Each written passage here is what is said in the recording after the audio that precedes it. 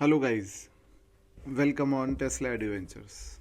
In this video we are going to discuss the basic or the basic and best problems which are based on the calculation of RMS and RMS and average values of AC currents in different cases. So in this first case you can see that there is a current given in the problem which is the combination of a DC current and a AC current, and in this current we have to find out the average value and RMS value. So first of all let us discuss the average value of this current.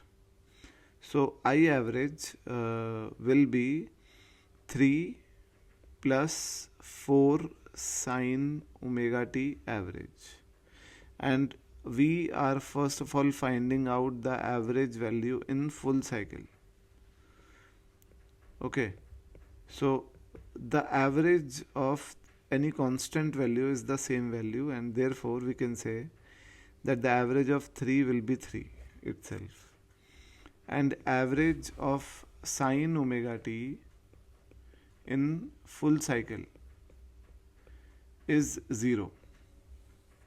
So the average value of this current in full cycle is 3. This is in full cycle. But in half cycle,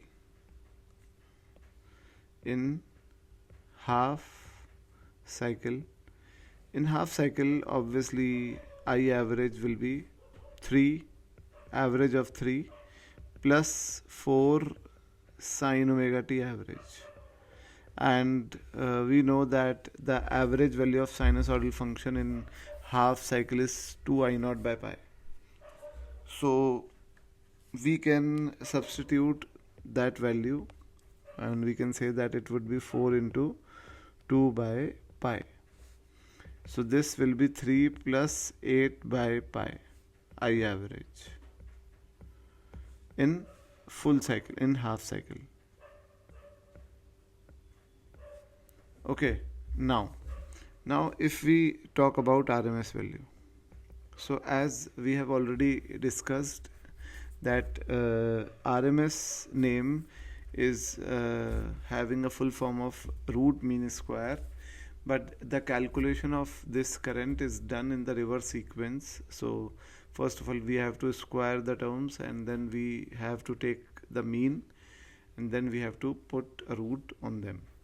So I average will be the square, average of the square, and then the mean, then the root. So I RMS will be, so first of all let us find out the I square itself. So I square will be 9 plus 16 sine square omega t plus 24 sine omega t. Okay, now I square average. So average of 9 is 9. Average of sine square is half. I hope you know that the average value of sine square or cos square in full cycle is half, and the average of sine is 0. So this is 0. So this will be equal to 9 plus 16 by 2, which is 8. So it would be 17. And the RMS value will be the root of this value, so it would be root 17. Now in the other case, in this case I is the combination of two different sinusoidal functions. So let us discuss two methods to find out the RMS value of this current. The first method is also called as analytical method, in which first of all let us find out the average value. So the average value of this will be 3 sine omega t average plus 4 cos omega t average. Okay, and the average of these two will in the full cycle is 0. Okay, but when we will find out the average value in half cycle, Then I will discuss this in the second method. But first of all, let us find out the average value of this, in fact RMS value, by the first method.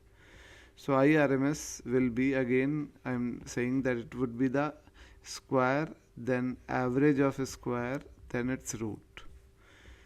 So I square is 9 sine square omega t plus 16 cos square omega t plus 12 sine 2 omega t. I have used the identity that 2 sine theta cos theta is sine 2 theta. So I square average. So average of sine square is half, so it is 9 by 2. Average of cos square is also half, so it is 1 by 2, 16 by 2, plus average of this will be 0. Okay, so it would be 9 by 2 plus 8. So this is 16 plus 9 by 2, which is 25 by 2. So I RMS will be equal to 5 by root 2. But if we discuss the second method, which we have already discussed in the previous video, this method is called as the phase addition method. So we have to draw the phasor diagram. So first of all, let us write down the current. It was 3 sine omega t, I guess, yes, and 4 cos omega t. 3 sine omega t plus 4 cos omega t. Okay, so first of all we have to draw the phase. So the phasor diagram would be like this at t is equal to 0.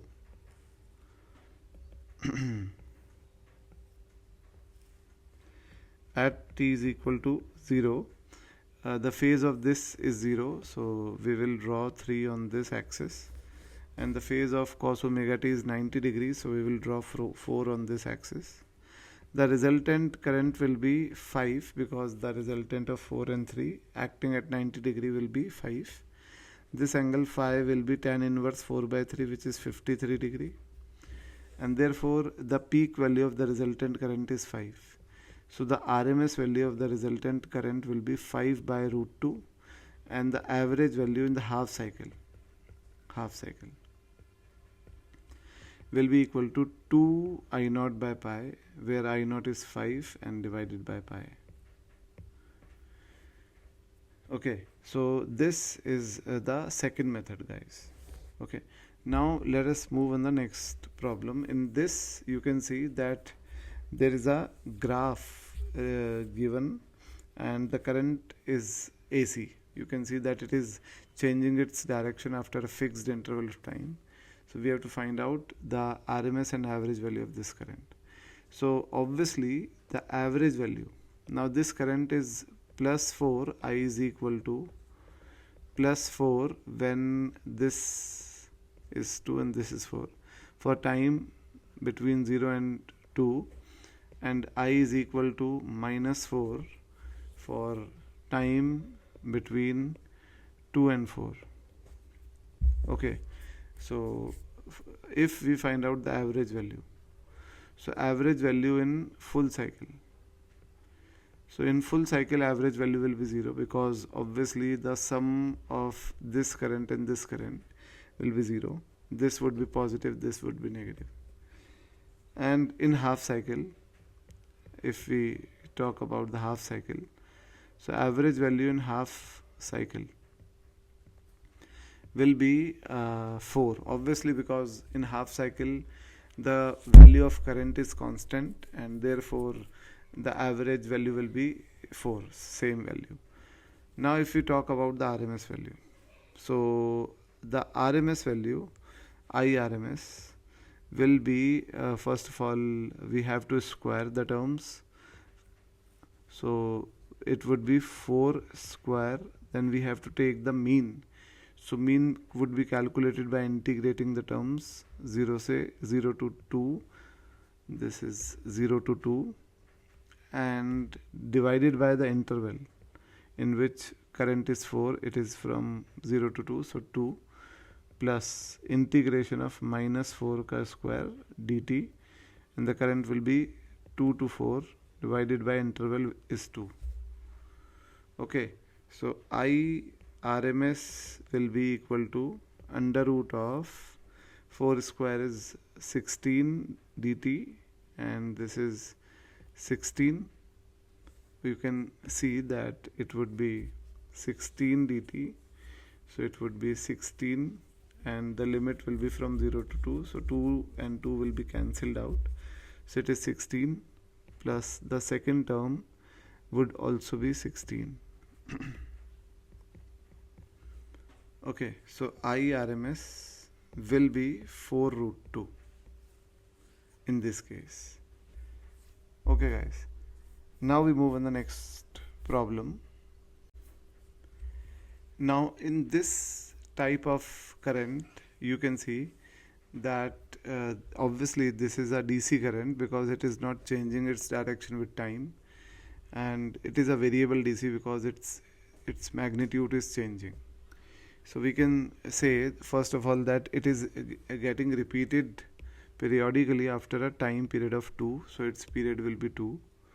So I will be equal to in fact this is a straight line passing through origin, so it would be slope would be 1 into t, so it would be I would be equal to t, and in the full cycle. So average value can be calculated by calculating the area.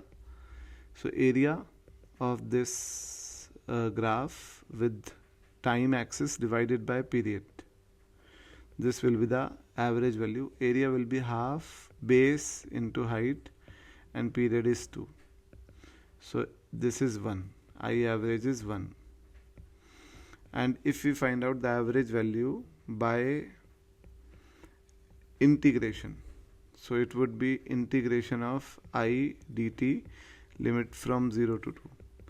I is t, so it is t dt, limit 0 to 2, and this is t square by 2, and limit will be from 0 to 2, and t square by 2, and we have to also divide with the period which is 2, so this is 1 by 2 also, so this will be 1 I average.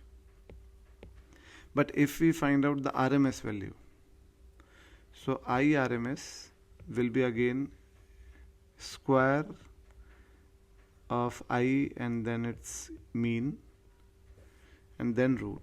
So I RMS will be under root of I square is t square dt, limit will be from 0 to 2 and time is 2, so it would be under root of t cube by 3, so this is t cube by 6, and the limit will be from 0 to 2, so this will be 8 by 6, so I RMS will be equal to 2 by root 3.